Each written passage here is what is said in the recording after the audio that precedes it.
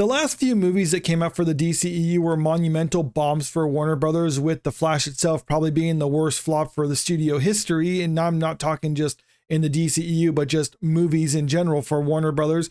And a lot of people speculate the reason that happened is because James Gunn was announced as the new CEO or co-CEO of DCEU. And when he came in, he basically announced that they're going to be retconning all the movies from the Snyderverse out of existence and everything will be starting fresh with what he wants. Well, that's a problem when you have some movies in the pipeline like The Flash, Blue Beetle, Aquaman 2, because people are figuring like, well, what's the point of watching these movies that are built off of being in a shared universe? And that shared universe is going to be retconned out of existence.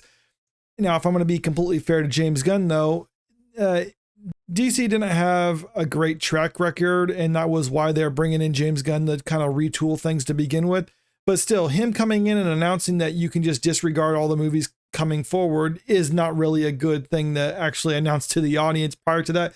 And we're starting to see something similar to Marvel, because I think they're about ready to reboot their whole franchise too, in a manner of speaking. But they're going about it in a little bit different way because they saw what happened with DC and they're going to try to avoid repeating those same mistakes. We got this article from the Hollywood Reporter kind of talking about it and going into a little bit more detail about what Marvel actually has in store, because they have a huge list of things that they've announced that are already in production. But notice the terminology here, how Marvel is quietly retooling amid superhero fatigue. Now, it's not rebooting it, mind you. They're just retooling things. They're just kind of doing some tweaks and here and there and try to fix the problems that they have. But it's totally not a reboot, though, because otherwise people would probably be checking out of some of the movies that they have announced in the pipeline. But let's look at this article and see some of the details that they actually have in store for Marvel. Just over a year ago, Ant-Man and the Wasp: Quantumania was set to take Marvel Studios to the next level. A new villain was going to be introduced, setting the stage for several years' worth of storytelling. And the movie itself was a giant sizing of a franchise that was previously modest in scope.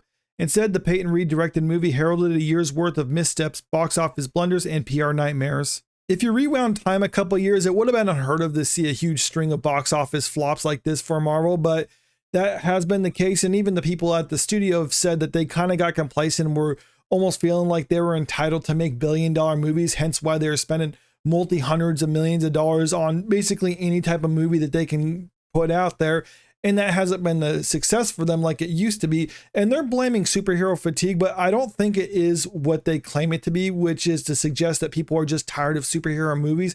But if that's the case, then they would stop producing them. Since the studio continues to make them, they obviously believe there's still an audience for that, so that talking point really just doesn't hold water when you actually think about it. What it really is kind of a combination of superhero fatigue, and let me explain that, and also just bad movie fatigue. And what that really means is Marvel hasn't always produced good movies. Even when they're making money off of all their movies, they weren't all hits, but yet people would give them the benefit of the doubt and actually go and support them in theaters regardless.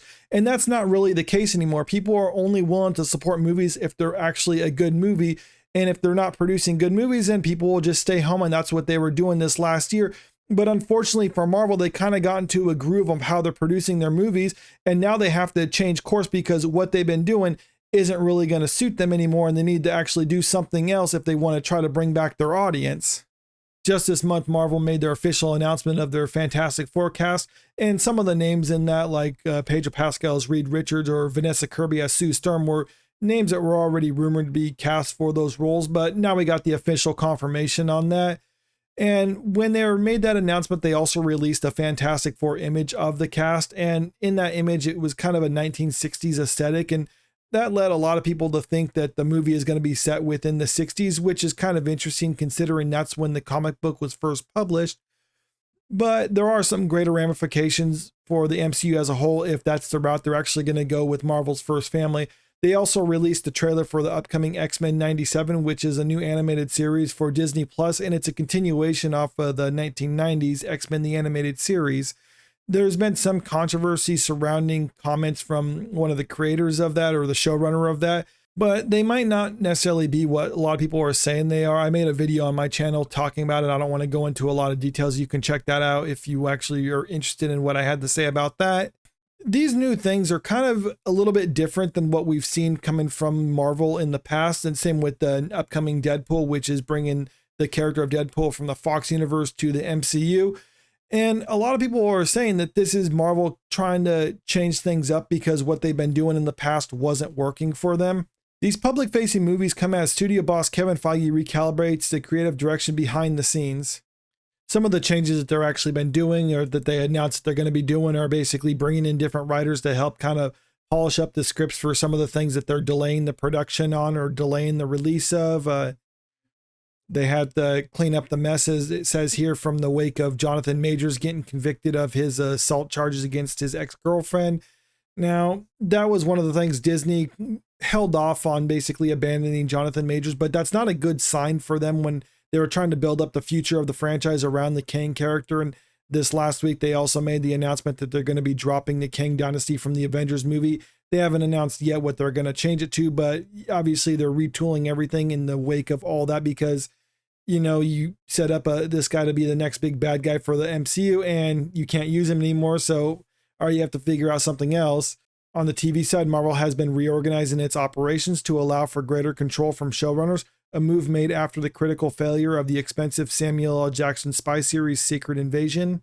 Now, that last point was kind of interesting to say that they need to give the showrunners more freedom, considering CEO Bob Iger of Disney actually said that the lack of oversight is the reason why the Marvels failed at the box office.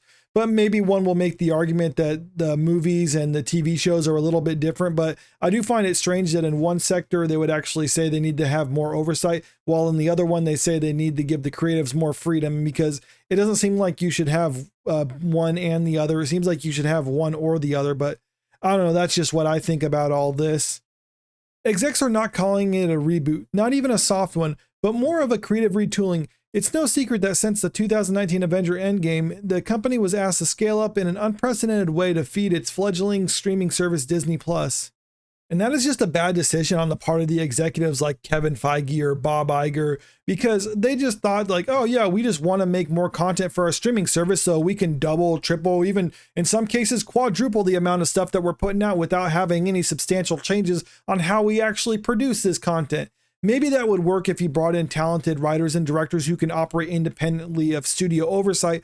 But instead, they didn't like doing that because in phase 1 and 2 of the MCU, they were constantly having to battle the directors for creative control over the final product. So instead, they're just like, okay, let's just hire a bunch of cheap directors who will just be happy to get work and who won't try to fight us for that and just do exactly what they're told. But as a result, you have Kevin Feige having to manage every one of these projects, and he's just not capable of doing that. So the result is what we saw in the 2023 box office, which were just constant failures for the studio. Some of our studios have lost a little focus, so the first step that we've taken is that we've reduced volume, Iger said on a February 7th earnings call. You see, he says this, but I just don't believe a word he says, because if you look at what's coming out this year, yeah, it's not as much as what they've had in the last couple of years, but if you look at what's going on next year, it's basically just business as usual, and the only reason there's not as much stuff coming out this year is because everything got delayed because of the strikes that went on last summer between the writers and the actors in Hollywood. So I don't know. I mean, if this is their goal to try to fix the MCU, I still maintain that they need to hire talented writers and directors and give them creative control. But if they want to try to fix the MCU as it currently is, they need to do something drastic. And I think that would be kind of a reboot of it. Now, it's not necessarily a hard reboot where they kind of like what they're saying, where they're not even actually using the term reboot. What I'm thinking is kind of going back to the theory about the Fantastic Four being set in the 60s, because I don't believe that they would make a Fantastic Four movie set in the 60s, because are you going to have the characters come into the current MCU? I mean, how are you going to bring them into it unless you're going to deal with time travel again? Or perhaps maybe they're going to set it in the 60s and maybe that kind of be the next phase of the MCU, which is all like kind of a retro style where they're going to have superheroes from that era and they're going to kind of build off of the Fantastic Four, similar to how Iron Man was the building block of the MCU as we currently know it.